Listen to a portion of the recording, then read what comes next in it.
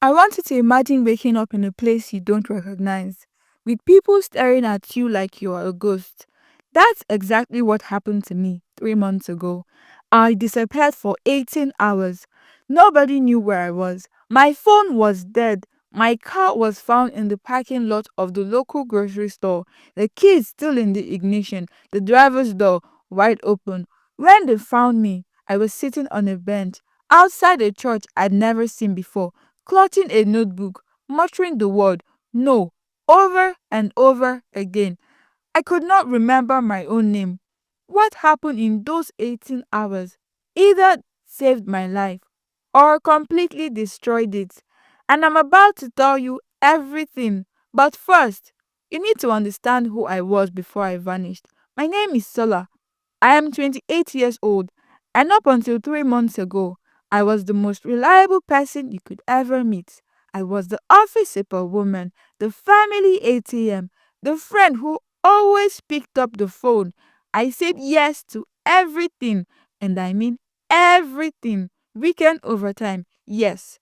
Emergency babysitting, yes. Last minute favors, yes. Lending money I didn't have, yes. But here's what nobody knew. I had not slept more than 4 hours a night in the past few months. I was taking anxiety medication I bought online because I could not afford a doctor's visit. I had not eaten a full meal in weeks because I kept having indigestion. I was drowning, and everybody around me just kept throwing me more weight. The day I disappeared started like any other Tuesday from hell. I kept seeing notifications pouring into my phone. By 5:47 a.m., my phone buzzed. My sister Kiki needed me to pick up her kids because her car wouldn't start again.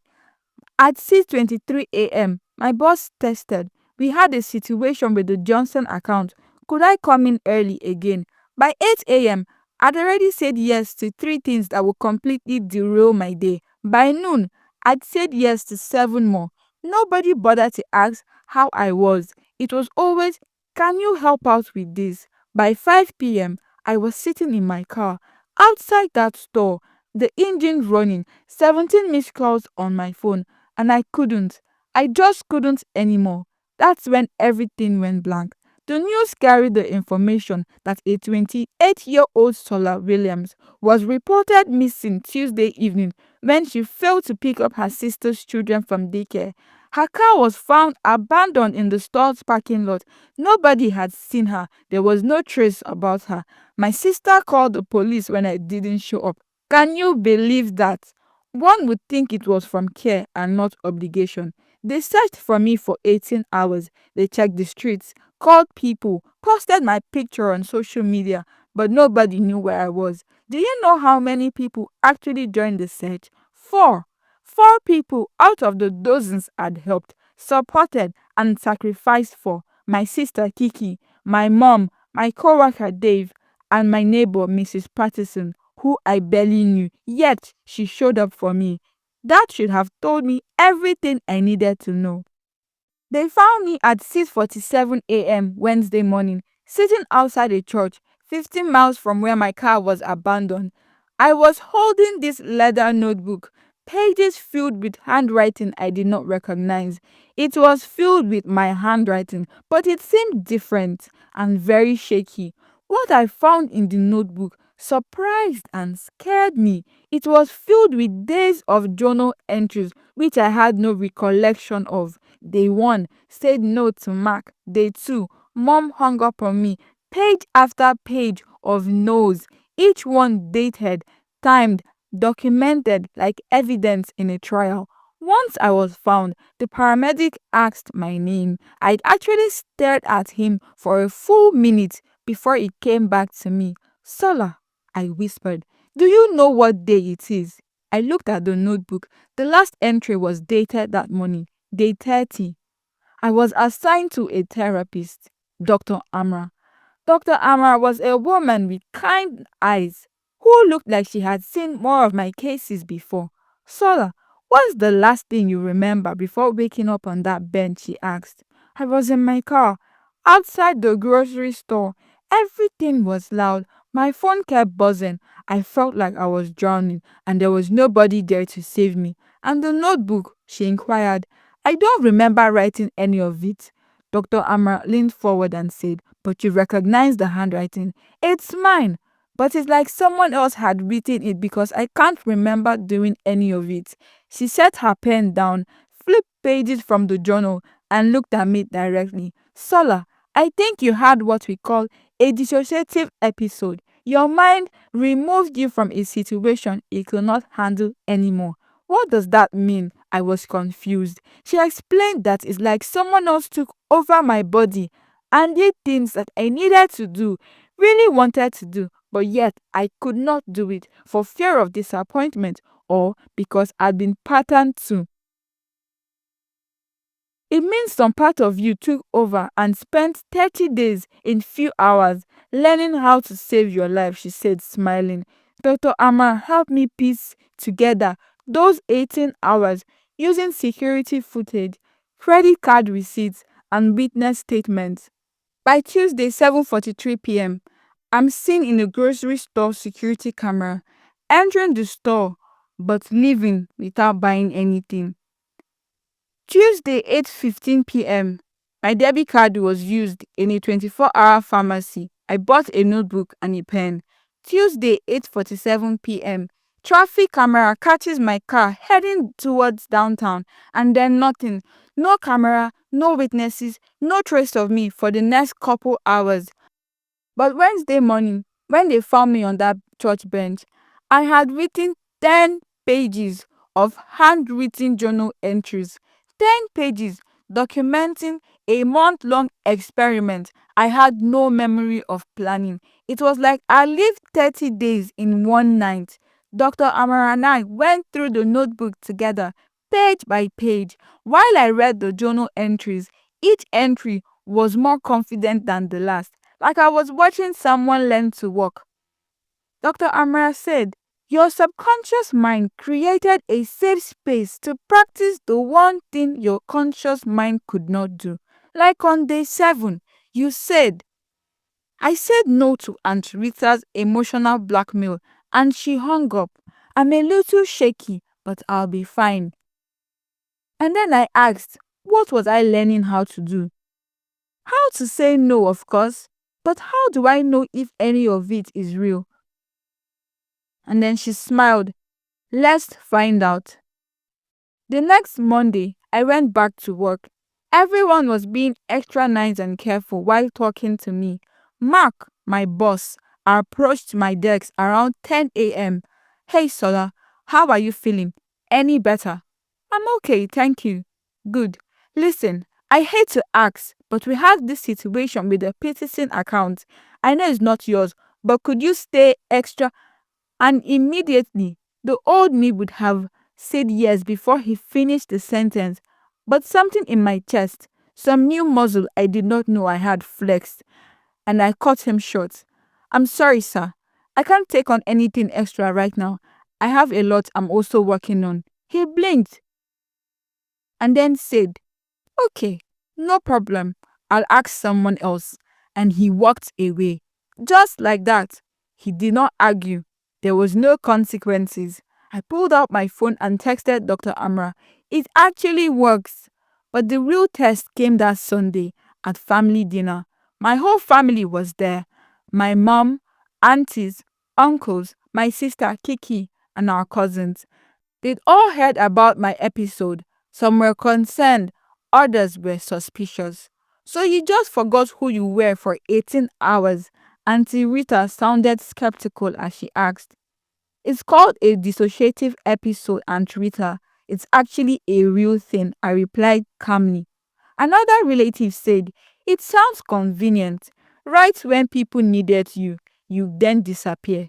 And then my mom said, speaking of which, baby, your uncle said he needs help sorting some documents tomorrow evening. What time would you be going? The whole table went quiet. Everyone turned to stare at me, waiting for my response. I can't help with that, Mama, I said extra calmly. Can't or won't? My mom sounded hurt.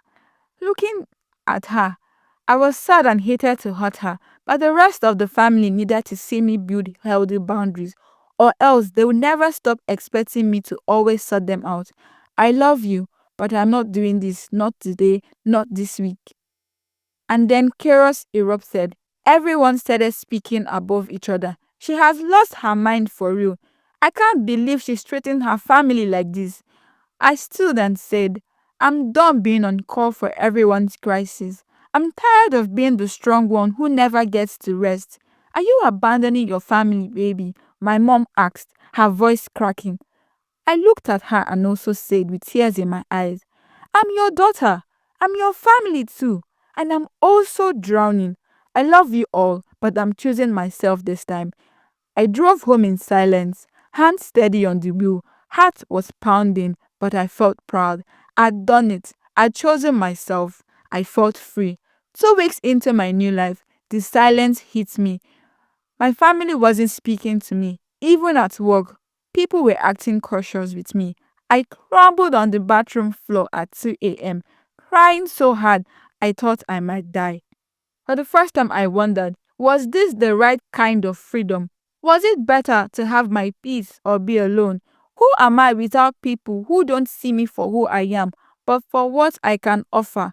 I'm pulled out of my thoughts by my phone ringing. Hey, Sola, it's Dave, he said. Dave? How did you get my number? I asked. HR directory. Look, I know everybody's been weird to you since everything. We also don't talk anymore like before. You've been on my mind for a while now. How are you holding up? I replied truthfully, I think I've made a mistake. Mistake? Do you care to share? He asked. What did I have to lose? I wondered and told him what I could say that would not end with me crying again. You're very brave, he said quietly. I don't feel it. I don't feel good. It will feel this way because it's unnatural and not because it's wrong, Sola. Sadly, if anything happened to you, everyone will still go on with their lives. You have to take care of yourself too. I'm going to let you sleep and we'll talk better when we see tomorrow. I hope you would allow us to be friends again, he said. I laughed. We are friends, Dave. Stop being silly. I'm glad you say so, he said, smiling. Get some sleep. Tomorrow will be better. I went to sleep feeling better. A week later, my mom called. Sola, it's Mama. I'm I'm at the hospital. She sounded different, and I was scared. What happened? Are you okay? I'm ashamed, and I haven't known what to say. That's the reason I haven't called you. It's fine, Mama. Why are you at the hospital? I was genuinely worried. I lost my mother and did not want anything to go wrong. I collapsed at work. The doctors say it's stress, high blood pressure. They want to keep me overnight, my mom said. Baby, I need you to know you were right. I've been putting so much pressure on you. And I'm sorry for what I and everyone else had done to you. Mama, I was about to say, none of it mattered. I loved our family. And yes, they'd always been there for me. But everybody said no without feeling guilty. They declined when they were tired. It was truly nobody's fault I had not placed healthy boundaries. Can you come? Your sister offered to come, but I want you instead. Please. Not to fix anything, just to sit with me, she continued. And without hesitation, I replied, I'm on my way. That's when I understood the difference. My heart wasn't racing. She wasn't asking me to solve her problem. She was asking me to be her daughter. We talked all night and shared a lot of things about how the family had been there for us, especially after my father had died. Baby, it seems like I taught you that love meant sacrifice, that being good meant saying yes to everything. You did the best you could with what you knew, Mama, but I had to learn a different way. That notebook they found with you, can I see it? She asked, as if she knew I carried it with me most days. She read every page in silence, tears streaming down her face. My mom kept reading, and she read day 23 out loud. I realized that people who love you want you to be whole, not just useful.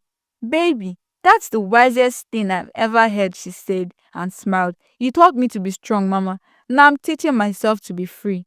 6 months later, My life looks completely different. I still help people, but now it's a choice, not an obligation. My relationship with my mom is stronger than ever. She's in therapy too, learning her own boundaries.